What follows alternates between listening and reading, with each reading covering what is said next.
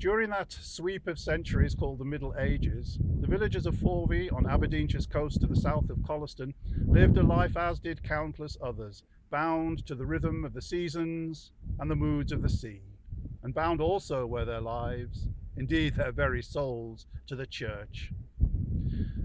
The sea and the year both gave harvests in return for hard work.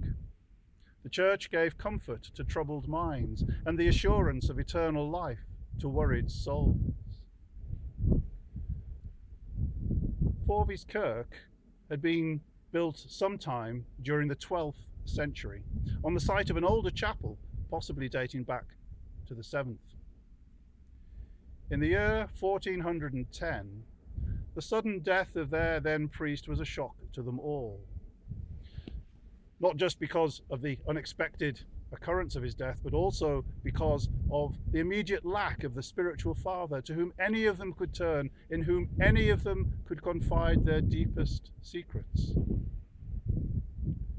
The new priest, when he arrived in due course, was a shock of a different kind, for whilst the old priest had been a plump and jolly yet sensitive man, sympathetic to the tribulations of his flock, the new priest was tall, thin, and pale.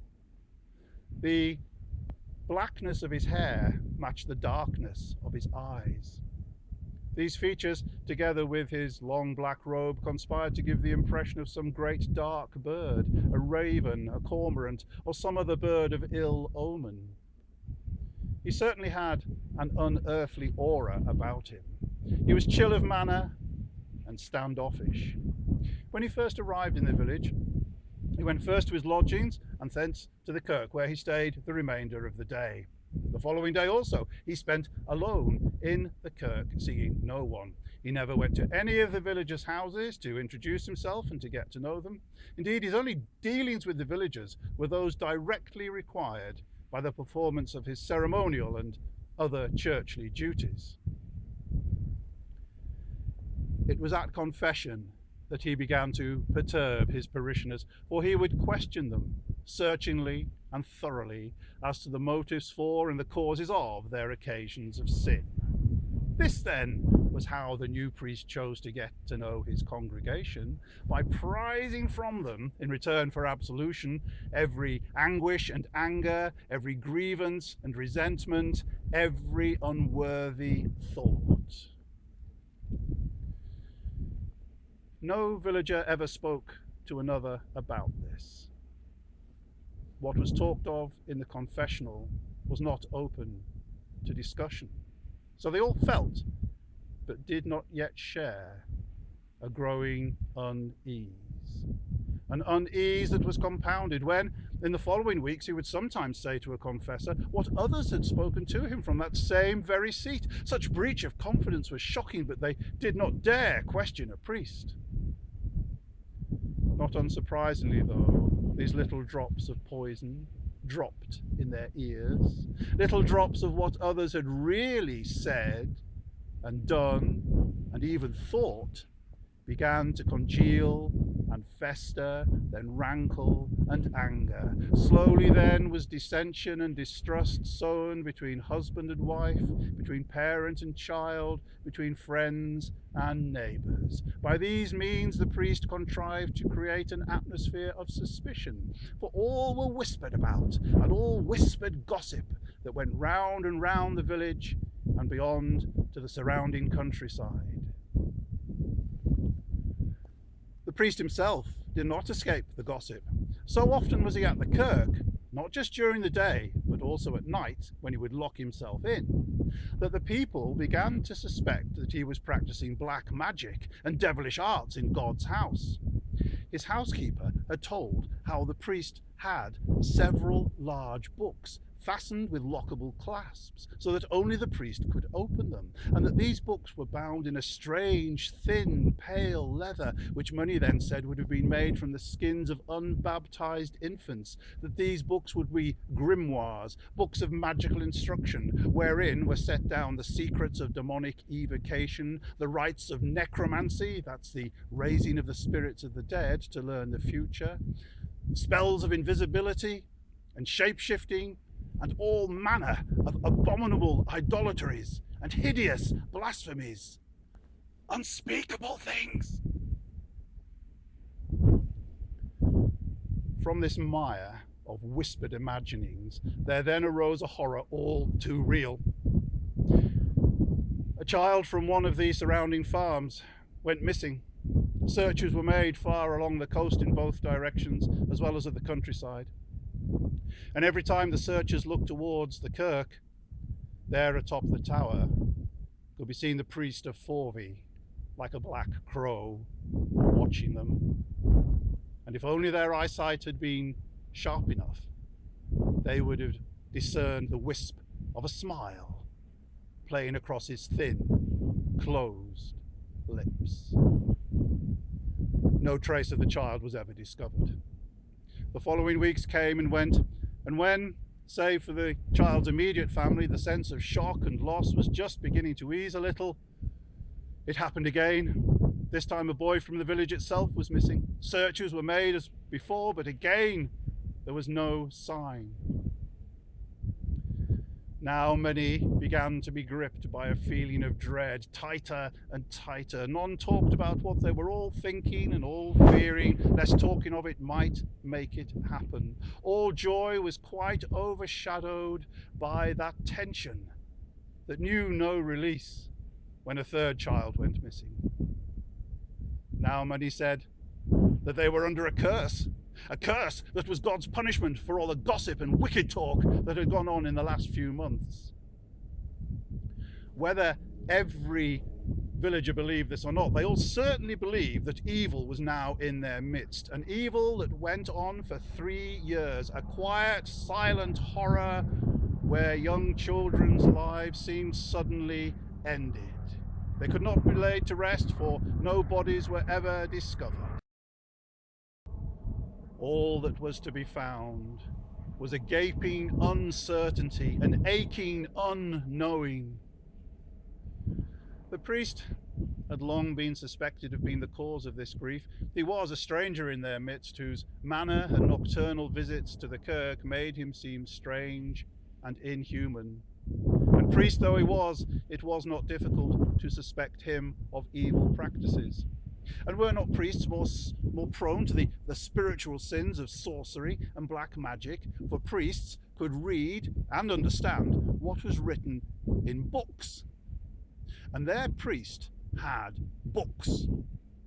Once exposed to demonic and infernal influences, what depravities might not even a priest descend to?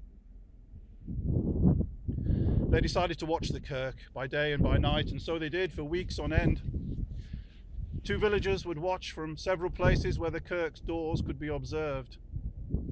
After an hour or so, others would replace them, and so it went on. Then, one midnight, their determination was rewarded. A watcher stared for a moment in disbelief, then a moment longer to convince himself that he was truly seeing what they had been looking for so long to see. For there was the priest carrying a limp body over his shoulder, whose long hair hung over her face like a pall. He shouted to raise the alarm and ran at the priest, but the kirk door boomed shut and the bolt scraped to before he could reach it. Soon the whole village was at the doors, those nearest at them beating at them with axes and mells, and then at one door stepping back, making way for others hurrying through the crowd with a small tree trunk to batter the door down. The noise and shouting outside made the silence from within, save for the dull resounding of that makeshift battering ram, seem all the more eerie. Then, at last, the door began to give way to the sound of creaking, splintering wood. And finally, the bolt was heard to be torn from its place and clang on the stone flags within. Once inside, tapers were lit, but there was no movement, save for those unsteady flames that reflected a dull flickering from the stone-cold walls. There was no one there. Then they heard shouting outside, for the priest had appeared behind the tower wall. His pale face, framed by a cowl pulled over his head, seemed to leer at them as if from the pit of hell, and he shouted like a man in triumph, "Now you shall see something!" Then he flung wide his arms and began to throw words to the firmament. Legions of hell's infernal lairs, I conjure you by art, not prayers. Astaroth and Belial, make this place a living hell. Let slip a storm of unearthly power that makes these sheep before me cower. Cease not the blast till they're buried alive. Pile high the sand so that nothing can thrive. A monument to my proud crime, and let it stay thus throughout all time. Of Satan's might, a dreadful sign! In answer came a great crash of thunder, and sheet lightning brought a second's daylight, wherein all saw clearly the priest vanish, not ducked down behind the tower wall, but just gone, like a ghost at cockcrow. But this wonder was soon forgot, for now the wind took up with a mighty roar that pressed them against the walls of the kirk. Some managed to find the doorway and so within for shelter, whilst others were thrown against the walls of their homes of creaking wood. Even now the thatched roofs were being torn up and whipped away, and horizontal streams of sand blasted their eyes blind and their skin raw. Great waves reared themselves high, jostling in a rush to storm the shore, and overhead crackling lightning whipped and goaded the wind, sea and sand to greater and greater fury that pressed them flat, drove the gasping breath of life from their bodies, tore away their very souls to be lost in that tumult. On and on it went. Some say it went on for 9 days and 9 nights. But when the winds finally fell, dawn could be seen in the east. Forvie Strand lay storm-shocked and wind-wrecked. Strange and new, great hills of sand, distorted beyond all recognition what should have been familiar to the fishermen sailing later that day north past Forvie Ness. A short while later, beyond Hackley Bay, approaching Broadhaven, they saw that the storm had torn down part of the cliffs, exposing a cave. One fisherman thought he could hear cries. They all strained to listen, then heard them too. When they at last reached that place, they thought her at first a mermaid, bound at the wrists and ankles and covered in sea wrack. She could not speak, only shake and cry out, and her eyes led theirs to the final horror, for the girl's gaze was fixed further within the cave, and there the mystery of Forvie was laid bare. 12 small naked skeletons, some still with shreds of flesh, flaps of skin and strands of hair, lay in a heap, piled like rubbish. Tapers were found within the cave. These were lit, and they explored further. At the back of the cave they discovered a passage which stretched on for well over a mile, as they reckoned, until at last it ended in a small, square-sided stone chamber, against one wall of which stone steps led up to a wooden trapdoor. The steps were covered with sand. When they tried to lift the trapdoor, they could not for the amount of sand above. It was bowed with the very weight of it. It seems that this chamber and passage, probably built at the same time as the original chapel on the foundations of which Forvie Kirk was raised, had been discovered by the priest. When she at last recovered her senses, the girl told how, before leaving her there that fateful night, the priest had relished telling her that if he did not come back, she would starve to death in the cold and dark, and that if he did come back, she would be offered as a sacrifice to the evil one and share the same fate as the other Forvie children. Now she alone of Forvie's folk was left alive. What became of that foul priest no one knows, but his curse changed Forvie forever, though it has abated with the centuries, for gentle winds have now exposed the ruined walls of Forvie Kirk to view once more, and things alive are again seen on her shore. For each year terns and eiders lay their eggs and raise their young, and heather blooms and bees hum.